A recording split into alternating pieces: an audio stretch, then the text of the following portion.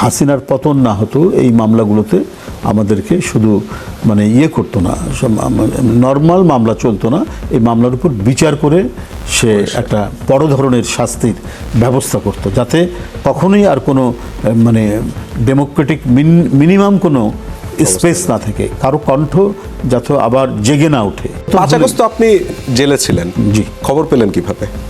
আমরা খবর জেলখানা থেকে পাচ্ছি। আর জেলখানা এমন একটা জায়গা, এমন একটা স্থান যে বাইরে যে কোনো যে ধরনের যে কোনো ঘটনা ঘটুক না কেন জেলখানার মধ্যে সবার আগে চলে যায় সেই সংবাদটা।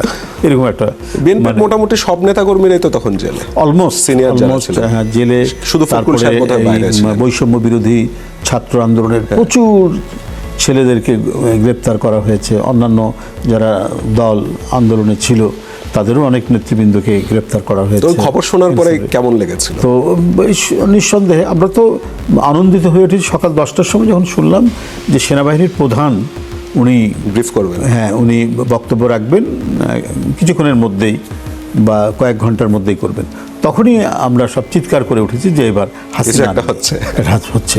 এবং তার আগের দিন মানে হচ্ছে, খবর তো প্রতিদিনই পাচ্ছি, যখন কারফিউ দেওয়া শুরু করেছে, এর আগে তো সে কারফিউ দেয়নি, প্রতিদিন যখন কারফিউ দেওয়া শুরু করেছে তখন বুঝেছে এবার আর সে টিকবে না। তখন আমরা রিমান্ডে, আমরা ডিবি কার্যালয়ে, আচ্ছা, তখন এই কারফিউতে যখন খুব মানে আন্দোলন যখন তীব্র হচ্ছে, তীক্ষ্ণ হয়ে উঠেছে, 3 তারিখে আমাদেরকে মিন্টু রোডের ডিবি কার্যালয় থেকে আদালতে হাজির করা হলো এবং আমাদেরকে জেলে পাঠানো হলো সন্ধ্যার সময়। এটা একটা বড় কাহিনী, মানে মধ্যে আমাদের রিমান্ডে রাখা, জেলে নিয়ে যাওয়া, আবার জেল থেকে আবার রিমান্ডে নিয়ে আসা 7 দিন পরে।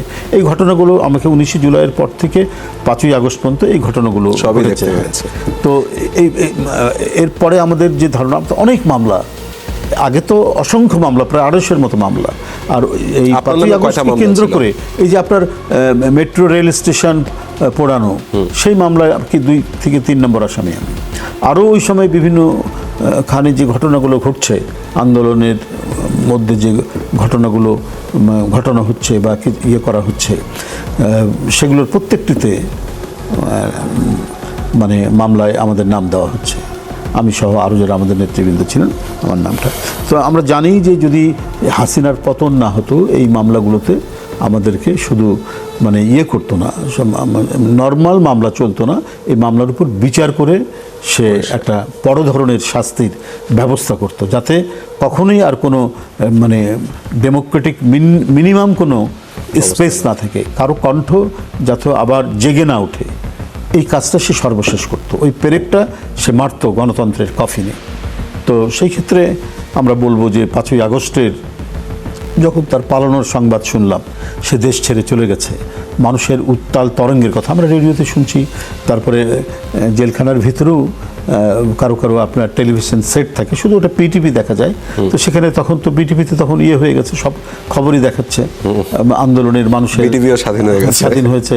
বিটিভিতে কি বলে যে সেই মিছিলের ছবি দেখছি, সব গণভবনে যাচ্ছে বেরোচ্ছে, মানুষের যে উত্তাল তরঙ্গ, সেই তরঙ্গের ছবিটা আমরা দেখতে পাচ্ছি। জেলখানার মধ্যেই তো আনন্দ উল্লাস চলছে।